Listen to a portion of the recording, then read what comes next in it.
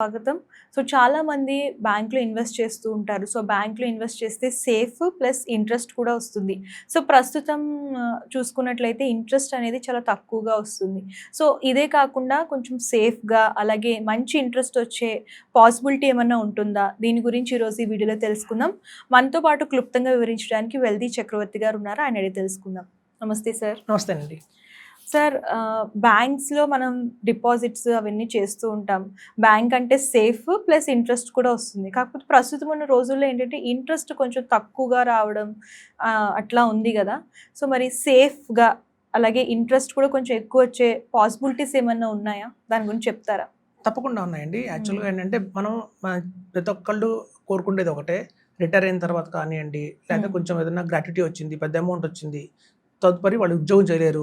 ఈ వచ్చిన అమౌంట్ మీదే జీవనం సాగించాలి అనుకుంటారు. కానీ కాస్ట్ ఆఫ్ ద లివింగ్ ఏమో పెరుగుతూ ఉంటుంది. ఈ వడ్డీ రేట్లు ఏమో బ్యాంక్‌లో తగ్గుతూ వస్తున్నాయి.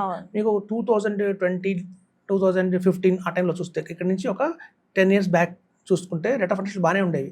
ఒక టైంలో 12% రేట్ ఆఫ్ ఇంట్రెస్ట్ అన్నారు. తర్వాత 9% ఇచ్చారు. ఇప్పుడు గణనీయంగా 6.75 అలా ఇస్తున్నారు. ఇంకా రాబోయే రోజుల్లో ఎలా ఉంటుందంటే ఇండియాలో 3% కూడా వచ్చే అవకాశం అయితే ఉంది. ఇక్కడ నుంచి ఒక 10 ఇయర్స్ 20 ఇయర్స్ తర్వాత. సో కాబట్టి ఎప్పుడైతే ఇలా గణనీయంగా పడుతుంటాయో ఆర్థికంగా వాళ్ళు బాగా నిలదొక్కుకోలేరు. ఎందుకంటే ఈ మెడిసిన్స్ కానివ్వండి, ఫ్రూట్స్ కానివ్వండి, డాక్టర్ ఫీజులు కానీ పెరిగిపోతుంటాయి. సో దీనికని ప్రత్యామ్నాయం ఉందంటే కార్పొరేట్ బాండ్స్ అంటారన్నమాట. ఈ కార్పొరేట్ బాండ్స్ అనేవి ఏంటంటే కార్పొరేట్ కంపెనీస్ ఏవైతే ఉంటాయో మంచి మంచి కంపెనీస్ ఉంటాయి. ముత్తూట్ ఫైనాన్స్ కానివ్వండి, అట్లాంటి కంపెనీస్ ఏవైతే శ్రీరామ్ చిట్ ఫండ్స్ వాళ్ళు శ్రీరామ్ ఫైనాన్స్ కానివ్వండి, ఇలాంటి కొంచెం ఉంటాయి. కొంచెం కార్పొరేట్ కంపెనీస్ ఉంటాయి. వీటికి ఏంటంటే క్రిసిల్ అనే కంపెనీ ఉంటుంది. ఆ క్రిసిల్ అనే సంస్థ ఏం చేస్తుందంటే వాళ్ళకి రేటింగ్ ఇస్తుంది అనమాట. A triple A plus, A minus, B, triple B అలా రేటింగ్లు వస్తాయి. అయితే ఎప్పుడైతే మనం ఏ కేటగిరీలో ఉన్నవన్నీ కూడా మంచి జెన్యూన్ కంపెనీస్ కింద లెక్క. సో ఎప్పుడైతే బి కేటగిరీకి వస్తాయో ట్రిపుల్ బి అంటారు. అక్కడ దాకా మనం పండగించవచ్చు. ట్రిపుల్ బి దాటి బి మైనస్, బి ప్లస్కి వెళ్ళకూడదు. ఇంకా సి అనేది జంక్ బాండ్స్ అంటారు. అందులో పెట్టామంటే కొంచెం ప్రిన్సిపల్ కూడా ప్రమాదకరంగానే ఉంటుంది. అయితే మన అమౌంట్ సేఫ్గా ఉండాలంటే మాత్రం ఎక్కువగా ఏ కేటగిరీ ఉన్న బాండ్స్ పెట్టాలి. మాక్సిమం ట్రిపుల్ బి దగ్గర వెళ్ళొచ్చు. మనకి ఏంటంటే ఈ బాండ్ ఒక రేటింగ్ తగ్గుతున్న కొద్దీ ఇంట్రెస్ట్ పెరుగుతుంది అనమాట. మీకు ట్రిపుల్ బి బాండ్ అయితే మనకి 12% గ్యారెంటీ రిటర్న్ ఇస్తుంది. మీకు చూస్తే ఇప్పుడు కొత్తగా కీర్తన అనే కంపెనీ ఉంది.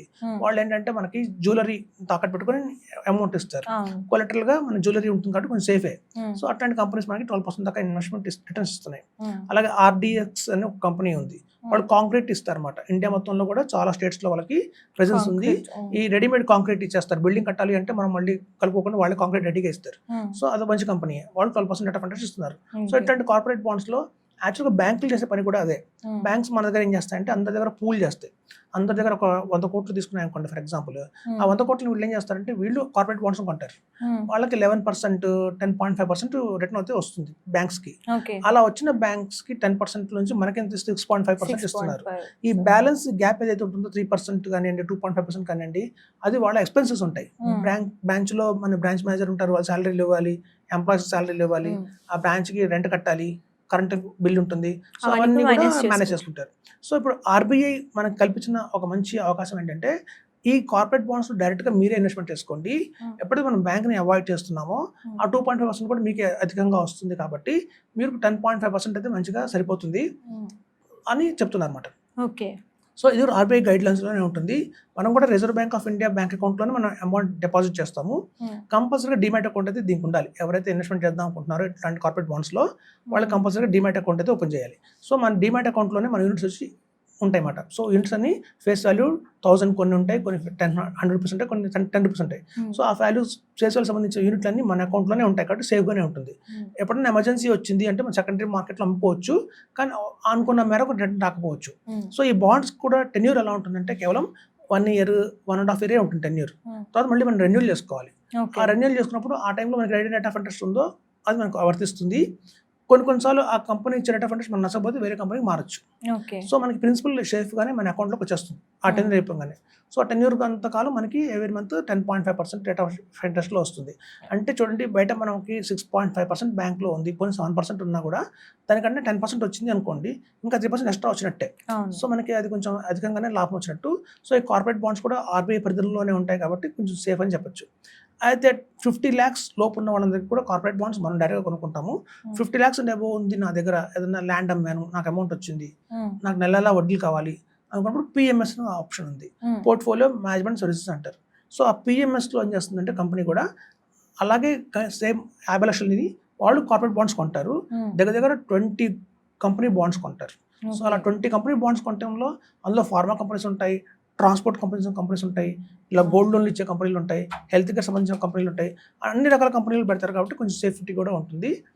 ఎవరీ క్వార్టర్లీ మనకి ఇంట్రెస్ట్ ఇవ్వడం జరుగుతుంది. సో కాబట్టి ఏంటంటే ఎటువంటి మార్కెట్ రిస్క్ లేకుండా 12% రేట్ ఆఫ్ ఇంట్రెస్ట్ తెచ్చుకోవాలంటే ఈ కార్పొరేట్ బాండ్స్ అనేది బెటర్.